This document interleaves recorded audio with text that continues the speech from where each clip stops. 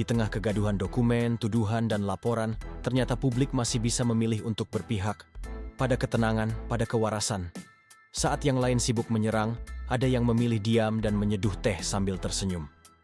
Terima kasih sudah menonton sampai akhir. Kalau kamu suka dengan cara kami menyampaikan realita dengan gaya satir, tekan like, bagikan ke temanmu, dan subscribe sekarang juga. Karena suara rakyat kadang lebih jernih dari suara elit. Di negeri ini, terkadang kenyataan terasa seperti naskah sinetron. Ada tokoh utama, ada yang berambisi membongkar masa lalu, dan tentu saja ada publik yang setia menonton, bahkan sebelum opening title selesai diputar. Kali ini, tokoh yang mencuri panggung adalah Rismon Sianipar, seorang pakar digital forensik yang namanya mendadak muncul di lini masa. Bukan karena prestasi, bukan pula karena penemuan teknologi mutakhir. Tapi karena satu hal, ia ingin melaporkan skripsi Presiden Jokowi ke polisi. Iya, kamu nggak salah dengar. Skripsi. Yang kita semua tahu adalah hasil begadang, penuh typo, revisi, dosen yang nggak kelar-kelar, dan seringnya disimpan di lemari sampai berdebu. Tapi untuk Rismon, skripsi Jokowi bukan cuma kertas biasa. Itu adalah bukti penting yang layak diselidiki. Sebelumnya, Rismon memang pernah menggoyang publik dengan pernyataannya soal ijazah Jokowi yang katanya tidak identik. Ia menyasar alma mater, tanda tangan, hingga posisi huruf di logo kampus. Sekilas, terdengar ilmiah. Tapi makin lama, publik mulai bertanya-tanya. Ini kritik atau obsesinya sudah keterlaluan. Dan kini, drama berlanjut ke skripsi. Entah karena memang haus kejelasan, atau mungkin karena tekanan timeline politik yang makin memanas. Yang jelas, Rismon seperti tak kehabisan amunisi. Ia datang dengan klaim forensik, dengan niat membersihkan data akademik seorang presiden, sambil membawa semangat transparansi. Tapi, publik terbagi dua. Ada yang bersorak, merasa ini bagian dari keadilan. Tapi tak sedikit pula yang justru tertawa kecil dan bergumam. Kalau skripsi presiden bisa dilaporkan ke polisi, skripsi kita yang plagiasi dulu siapa yang tangkap, ya? Banyak yang merasa ini bukan lagi bentuk kontrol publik, tapi mulai terasa seperti lucu-lucuan penuh dendam. Apalagi ketika yang ditarget bukan kebijakan, bukan kasus hukum, tapi skripsi. Hal paling manusiawi dari mahasiswa. Di sisi lain, publik mulai mencari tahu siapa sebenarnya Rismon, apa agendanya. Apakah ia bergerak sendiri? Atau ada benang politik tak terlihat yang mulai ditarik pelan-pelan? Media mulai memberitakan. Podcast mulai membahas, meme mulai bertebaran. Nama Rismon kini bukan lagi sekadar nama, tapi telah jadi karakter, tokoh antagonis atau pahlawan. Itu tergantung siapa yang menonton. Tapi satu hal pasti, satu laporan soal skripsi cukup untuk membuat satu negara terbelah. Bukan karena skripsinya salah, belum tentu, tapi karena siapa pemilik skripsinya. Begitu nama Jokowi dan kata skripsi muncul dalam satu kalimat, media sosial langsung terbakar. Twitter, or sekarang disebut X, mendadak penuh dengan tagar-tagar nyeleneh. Mulai dari Quosil laporkan skripsi hingga Quosil skripsi bukan rahasia negara. Ada juga yang bikin polling. Menurut kamu, skripsi presiden perlu diperiksa polisi? Dan hasilnya? Serius. Bahkan polling aja bisa jadi ajang perang komentar. Di WhatsApp, grup keluarga yang biasanya isinya cuma link hoax soal minyak goreng dan resep kolak, kini mulai panas. Pak D yang dulu diam, kini jadi pengamat politik. Bude yang biasanya kirim stiker bunga, mulai nge-share berita dari YouTube niche yang gak jelas kredibilitasnya. Semua orang punya pendapat, semua orang mendadak jadi forensik akademik. Tapi, bukan Indonesia namanya kalau nggak kreatif, mimi-mimi mulai muncul.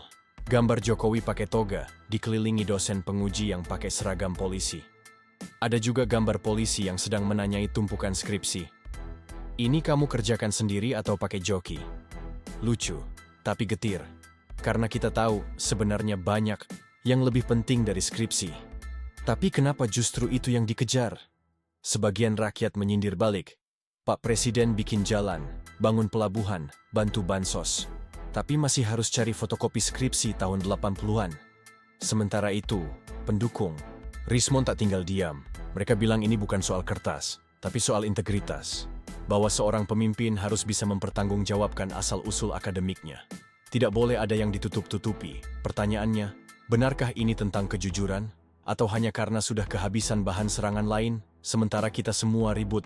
Di kolom komentar, negara tetap jalan, harga cabai tetap naik, uang bulanan masih kurang, dan tukang ojek online masih harus narik order sambil bingung. Emangnya skripsi presiden bisa bantu dapur gue hari ini? Tapi, sekali lagi, di negeri ini, apapun bisa jadi bahan debat. Termasuk skripsi yang dulunya hanya ditulis karena mau wisuda. Kini jadi bahan perpecahan nasional. Jumat pagi, 6 Juni. Di tengah cuaca yang agak mendung, sorot kamera wartawan menyorot halaman rumah presiden. Tak ada pengawalan dramatis, tak ada pintu yang dibanting, apalagi raut wajah cemas. Yang muncul justru sosok Jokowi, presiden yang sudah 2 periode memimpin negeri ini. Tersenyum santai, bukan senyum politik. Bukan senyum basa-basi, tapi senyum yang seolah berkata, lagi-lagi begini?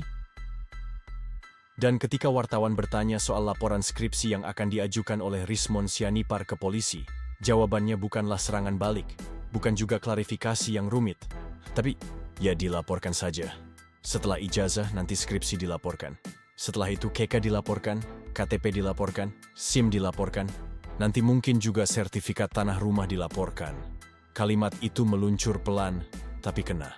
Seperti sindiran lembut yang justru memukul keras di kepala siapapun yang masih waras.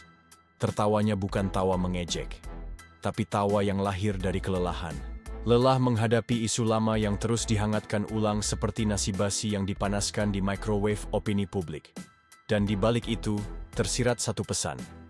Kalau semua hal bisa jadi perkara hukum, lalu kapan kita bekerja untuk rakyat? Yang menarik, bukan cuma kata-katanya, tapi cara beliau mengatakannya. Tanpa marah, tanpa nada tinggi, tanpa tuding jari. Padahal di luar sana, sudah banyak politisi yang kalau dihina sedikit, langsung baper, bikin laporan, lalu press conference. Tapi presiden kita, cuman ngelus dada, lalu tertawa. Netizen pun langsung bereaksi. Ada yang bilang, presiden kita kayak bapak-bapak yang sabar kalau dituduh maling sandal padahal sandalnya cuma mirip. Yang lain menambahkan, kita butuh pemimpin kayak gini. Diserang, malah nyindir pakai humor. Nggak meledak-ledak, tapi tetap tegas. Dan di titik inilah, drama berubah arah. Apa yang awalnya tampak seperti ancaman terhadap reputasi presiden, malah jadi momen kemenangan moral. Karena di tengah dunia yang penuh amarah, seseorang yang bisa tersenyum dalam badai adalah mereka yang sudah selesai dengan egonya. Kalau dalam drama, ini momen di mana lawan tidak tinggal diam. Setelah Jokowi buka suara dengan santai dan penuh sindiran, Rismon Sianipar langsung membalas. Tapi balasannya tidak keras. Tidak pula menyerang balik. Justru terdengar, rapi, terukur, dan dibungkus dalam bahasa teknis yang akademis. Katanya, ini bukan soal pribadi, Pak. Ini tentang integritas pejabat negara. Kami ingin kejelasan, transparansi, dan bukti akademik yang sah. Kesan yang ditampilkan tenang tapi serius. Namun publik tak sebodoh itu. Di balik gaya bicara elegan terselip narasi. Kami tetap curiga, dan kami tidak akan berhenti mencari celah.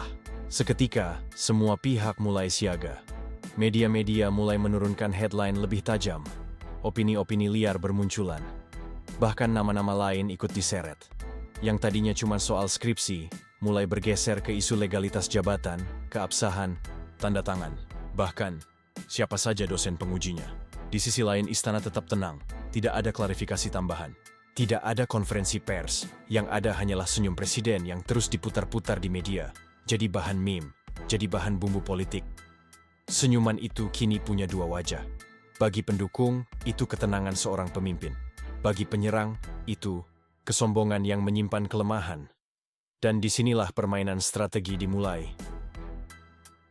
Para pendukung Rismon mulai membuat kanal YouTube, podcast, dan grup diskusi Zoom yang membedah skripsi Jokowi seolah-olah itu naskah rahasia negara. Sementara pihak pro pemerintah mulai membalas dengan narasi balik. Kenapa cuma Jokowi yang dibongkar? Kenapa yang lain enggak? Media sosial mendadak seperti arena catur, di mana setiap gerakan diatur, setiap kata bisa jadi skakmat. Tapi di luar semua ini, rakyat kecil mulai resah. Bukan karena skripsi Jokowi, tapi karena listrik naik, minyak goreng naik, cicilan tetap jalan, Dan drama politik ini tak menyentuh perut mereka. Seseorang di TikTok berkata sambil makan mie instan, "Lah, skripsi gua yang asli aja nggak bisa bikin kerja. Ngapain bahas skripsi presiden yang udah kerja beneran?" Dan komentar itu viral. Awalnya cuma ijazah. Lalu skripsi. Lalu ada yang bercanda, "Tunggu aja, nanti kartu keluarga juga dilaporin." Tapi ternyata, candaan itu jadi kenyataan.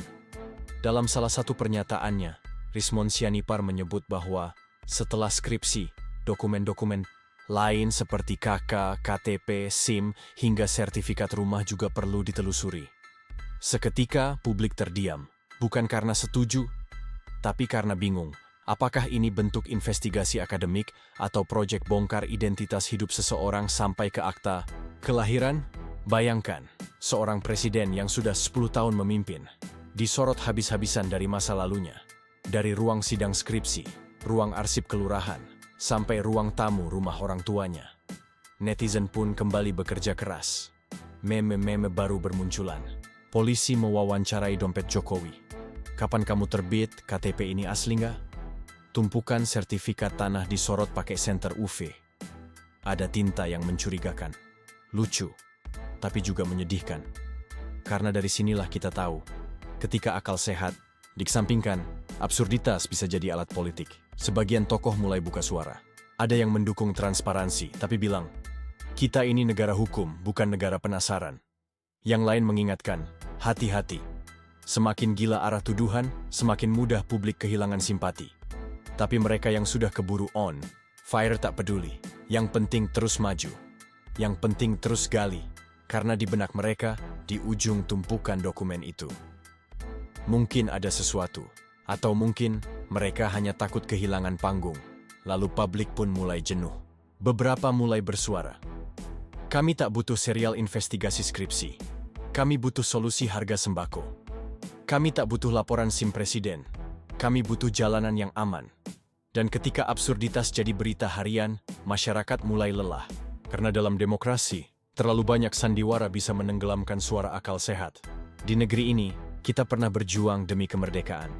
Pernah membangun jembatan, sekolah, bahkan mimpi-mimpi besar dari kampung ke kota. Tapi hari ini, kita mendapati satu kenyataan pahit. Politik bisa membuat kita lupa mana yang penting, mana yang pantas. Bayangkan, seorang presiden yang sudah melewati 2 kali pemilu, belasan tahun di pemerintahan, dihujani dengan laporan, bukan karena kebijakan, bukan karena korupsi, tapi karena skripsi. Dari skripsi ke ijazah, dari ijazah ke KK, lalu KTP, lalu SIM, lalu sertifikat rumah. Apalagi setelah ini, surat vaksin anak pertamanya, akta baptis tetangganya, dan semua itu dibungkus dengan dalih mewujudkan keadilan. Tapi rakyat tahu, ini bukan soal keadilan. Ini soal kehausan, akan kuasa, akan panggung, akan balas dendam yang disamarkan jadi narasi pembuktian. Sementara itu, petani tetap harus melawan cuaca. Anak-anak di pelosok masih kekurangan guru.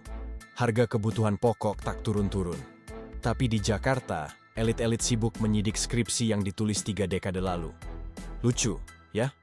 Kita hidup di negara yang bangga karena berhasil membuat MRT, tapi masih ribut soal kertas skripsi yang bahkan tidak akan dibaca oleh siapa-siapa selain dosen pembimbing.